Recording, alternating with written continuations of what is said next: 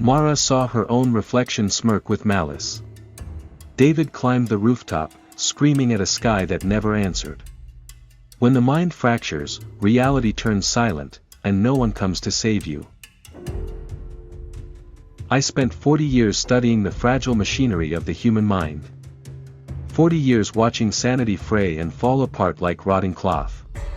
In my early days, I believed most minds were fortresses, resilient, impermeable. But the older I grew, the more I realized, a fortress is only as strong as its weakest wall. A single crack, a tremor, and the whole edifice collapses into madness. Tonight, in the dim light of my study, I want to share with you a few of the cases that haunted me most. Cases where reality became liquid, where certainty evaporated like mist, where ordinary men and women were dragged screaming into invisible hells. These are not tales for the faint-hearted. They are echoes from the fractured mind. The Mirror Bride. Her name was Margaret Holloway. When she first entered my office, she seemed perfectly ordinary, a tall, reserved woman with an anxious fidget in her fingers. She wore a wedding ring, although she came alone. Margaret spoke in hushed tones, her eyes flickering constantly toward the antique mirror that hung behind my desk. "She's there again," she whispered. "She copies me perfectly, but she is not me." At first, I assumed it was a metaphor, a poetic expression of low self-esteem. But the longer she spoke, the clearer it became that Margaret was deadly serious. She believed her reflection was a separate entity, a malicious double, watching her, mocking her, mimicking her every move, yet thinking its own thoughts. One night, Margaret tried to strangle her own reflection. She shattered every mirror in her house. She covered windows with black cloth.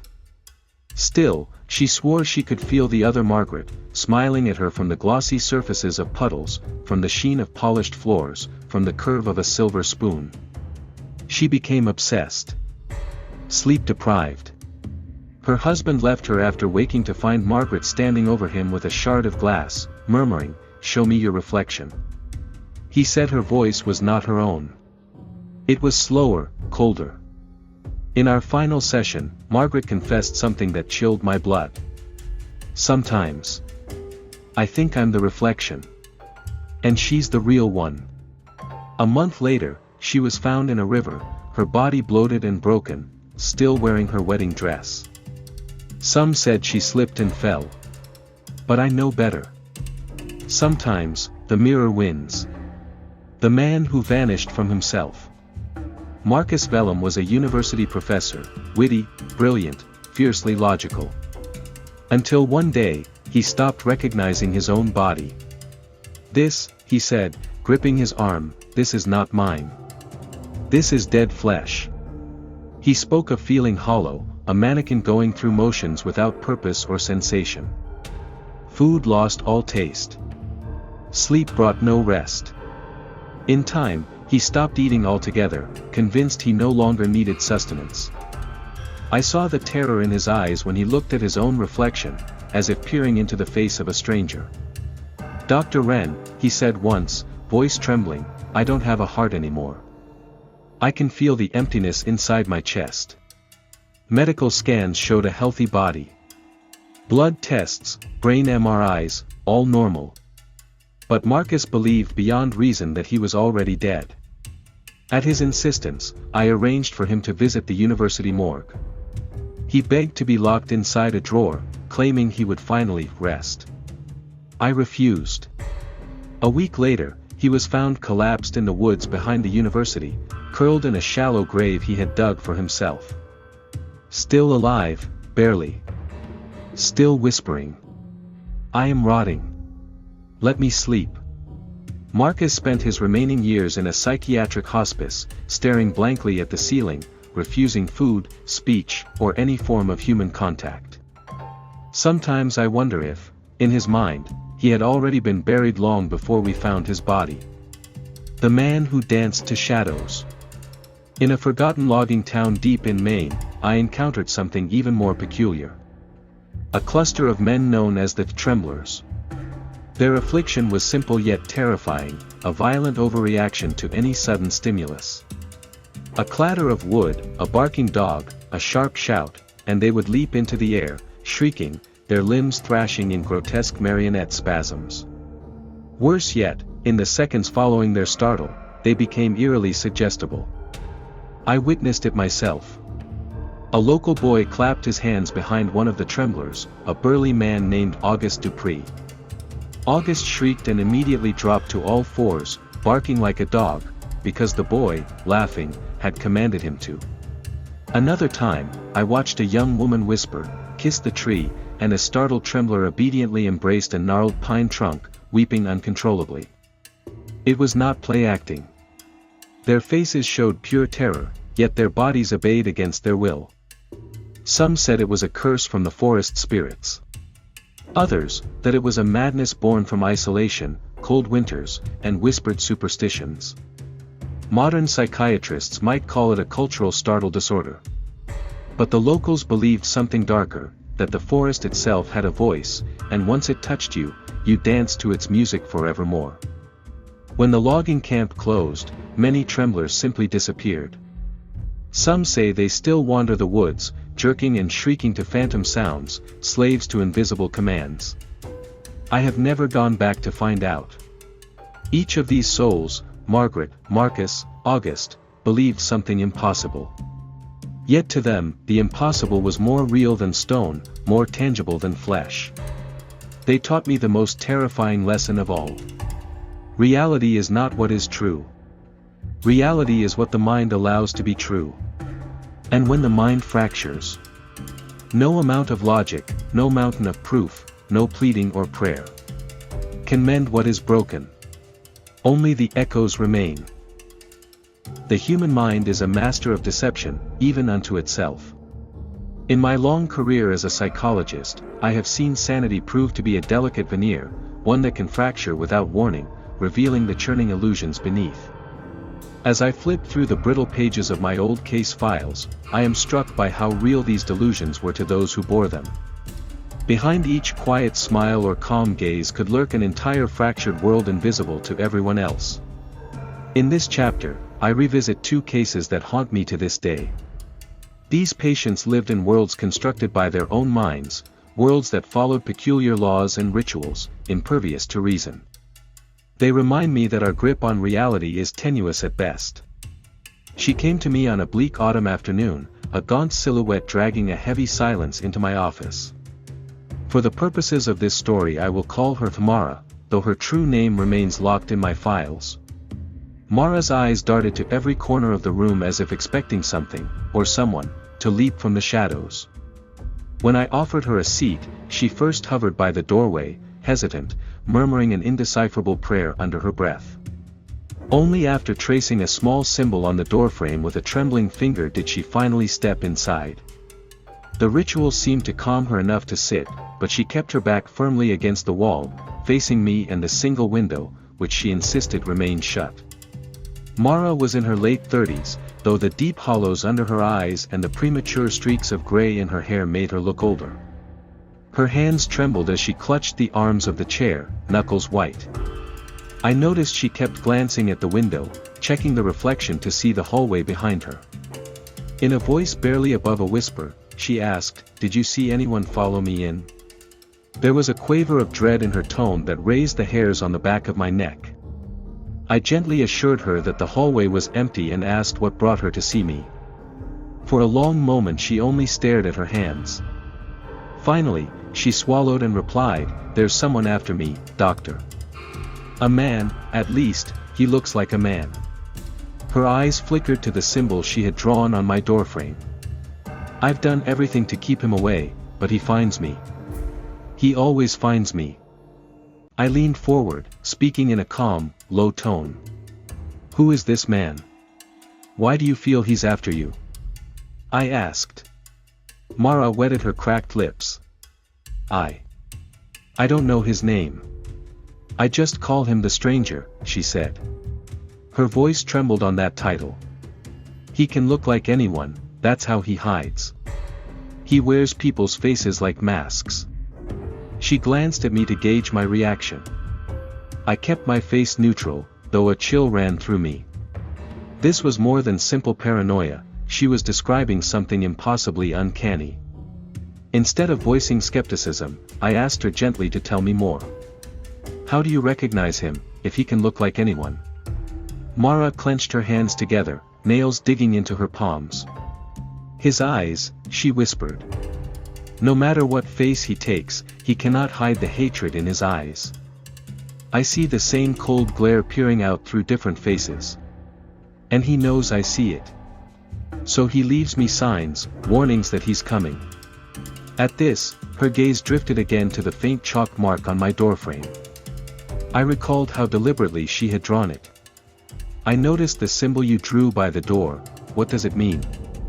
I asked softly. Her head shook vigorously. No. That symbol protects me, she said, her voice rising a notch with conviction. I discovered it in a dream, a sign that can keep him at bay. I have to draw it any time I enter a new room, or else, she trailed off, swallowing hard. He can slip in behind me. Over the next hour, Mara haltingly recounted the evolution of her nightmare. It began almost a year prior, she said, after she moved to the city for a new job.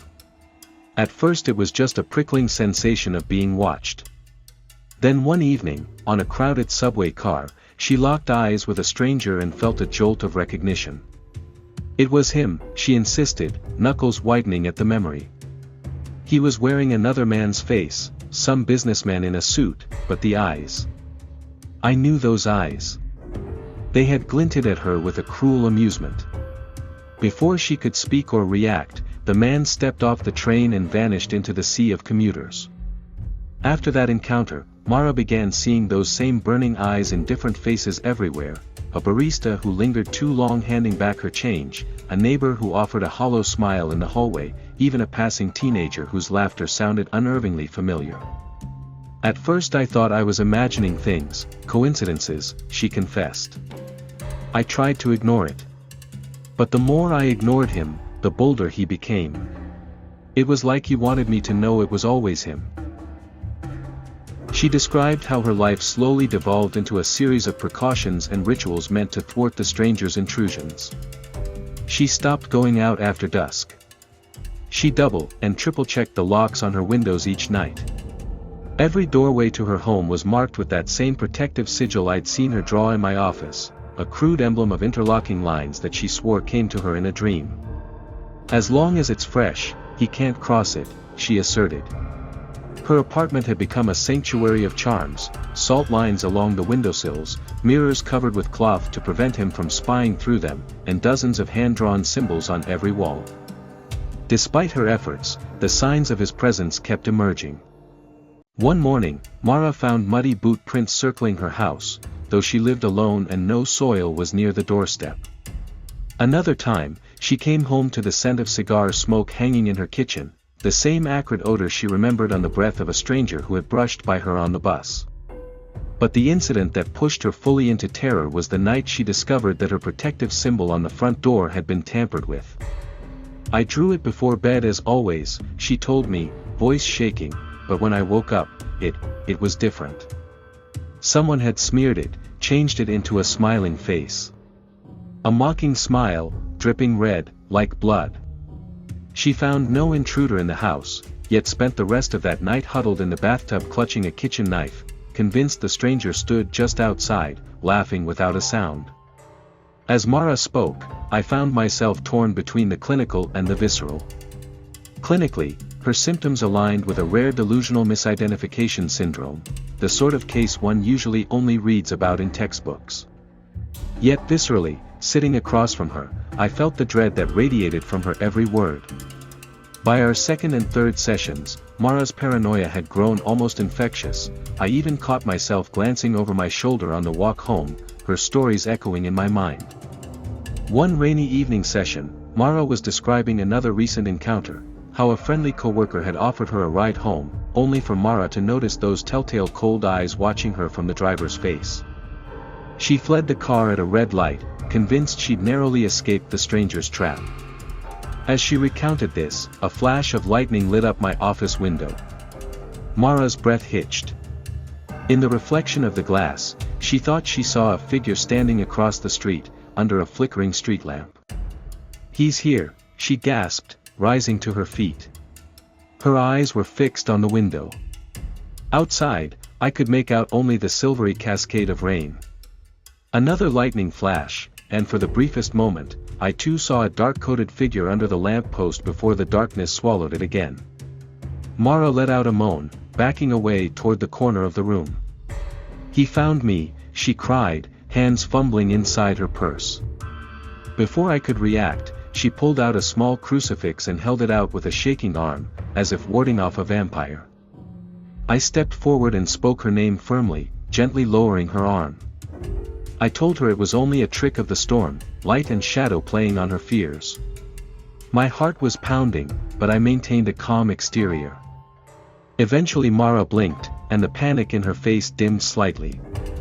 The figure outside was gone, if it had ever truly been there at all. She collapsed back into the chair with muffled sobs. In that moment I realized how real this all was to her. She was living in a constant state of siege, her mind besieged by an enemy that wore every face. In the following weeks, I carefully encouraged Mara to consider additional help. I explained that her mind, exhausted and overstressed, might be distorting reality. I suggested a consultation with a psychiatrist for medication that could quiet the relentless fear. But Mara grew agitated at the idea. "If I dull my senses, he'll pounce," she said. "The pills will blind me to his approach. I can't, I won't." I didn't press the point further that day, not wanting to shatter the fragile trust she had in me. 2 sessions later, Mara didn't show up. Nor did she answer her phone. A dread sank into my gut. It was unlike her to vanish. Despite her terror, she had clung to our meetings like a lifeline. I spent a restless night worrying, the image of her hollow eyes and trembling hands refusing to leave me. The next morning, the news reached me. Mara had been involved in a violent incident. She had entered a corner grocery store, spotted a middle-aged customer whom she believed was him in another guise, and attacked with a kitchen knife she carried in her coat. The man was badly wounded before bystanders wrestled her away. By the time police arrived, they found Mara crumpled on the floor in hysterics, screaming that they were all the same person, begging the officers to take off their masks. I visited her in the psychiatric ward where she was being held. It was a bleak, white-tiled room with a tiny barred window high on the wall. Mara sat huddled on the bed, arms hugging her knees. She rocked slightly, gaze fixed on nothing.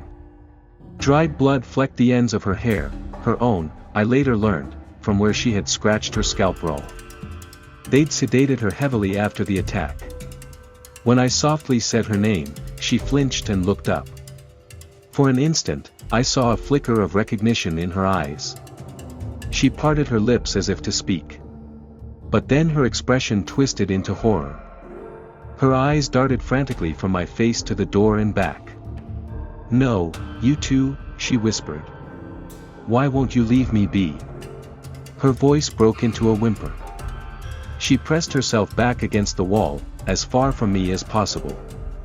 In that moment I realized the Mara I knew was gone, consumed entirely by the delusion.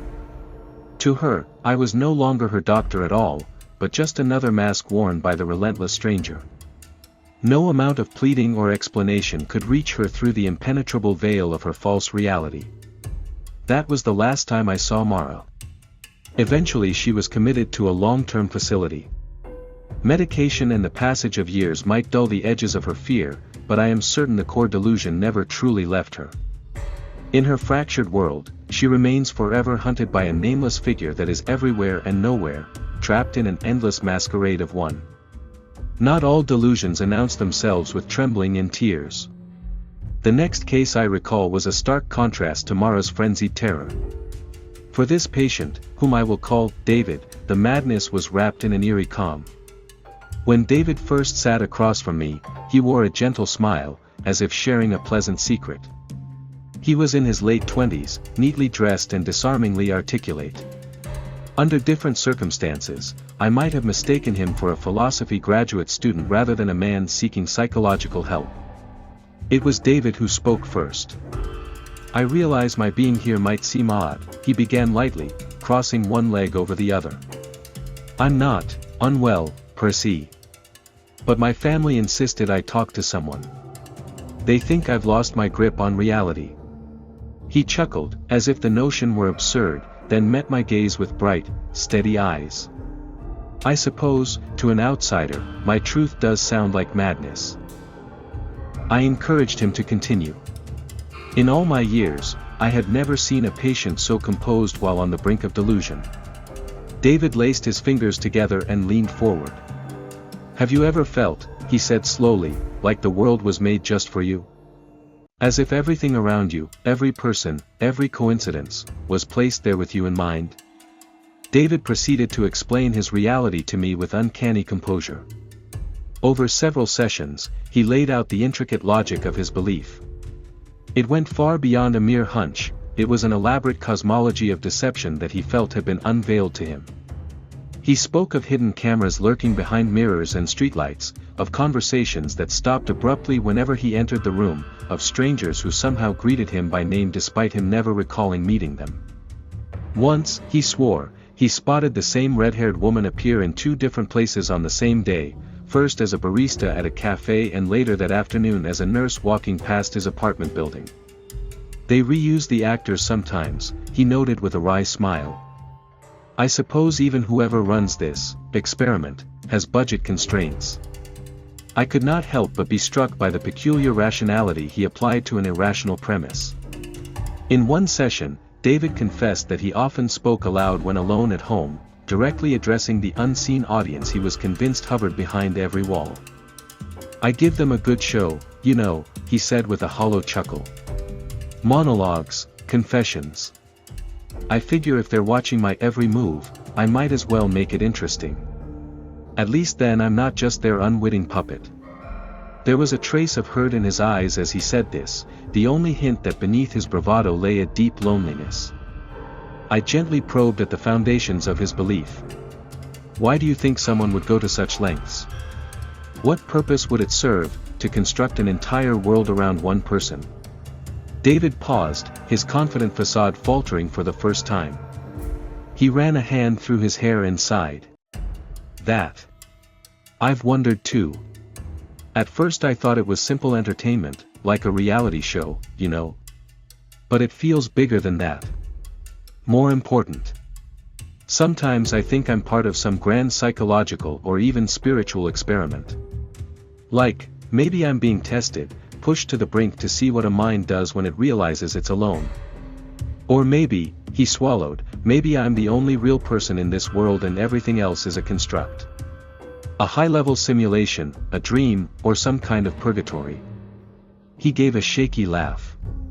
I've read the philosophers, Descartes' evil demon, solipsism, the brain in a vat thought experiment. Trust me, I've done my homework, document. I know how crazy it sounds. But then I look around and, the way things line up too perfectly, like a script. I just know I'm right. The more David spoke, the more I felt I was peering into an abyss of existential dread. Unlike Mara's terror of a pursuer in the shadows, David's horror was existential, the nightmare of a world without genuine human connection, where every kindly smile and loving word was part of a charade. He recounted how he'd confronted his best friend of 10 years, demanding the truth. I begged him to drop the act, just for a second, and tell me why they were doing this. He looked at me like I was insane, maybe I was, and then he started crying. Swore he knew nothing. But even that, even his tears felt staged to me. David's calm cracked then, his voice wavered and his eyes grew shiny as he relived the moment. I could see him wrestling with it, that tiny chance that his friend's emotion was real. In the end, he chose the delusion. I know what I saw in his eyes. It wasn't innocence. It was pity. Pity for the fool who hadn't figured out the game yet. As months went by, David's battle with his unseen tormentors escalated. He quit his job after accusing his boss of feeding him lines from a script. He wandered the city at odd hours, testing the limits of the set. One night he drove to the outskirts of town without warning, only to be halted by a sudden road closure that blocked his path. David was convinced it was no coincidence, they were preventing him from venturing beyond the filming zone. It became clear that David's outward confidence was eroding under the weight of his isolation. In our final session, he arrived uncharacteristically disheveled, dark circles under his eyes. The first thing he said was that he had tried to end it all, end the charade, as he put it. My stomach lurched, I feared he meant he'd attempted suicide. He clarified, no, not suicide. Not exactly. I tried to force their hand. He went on to describe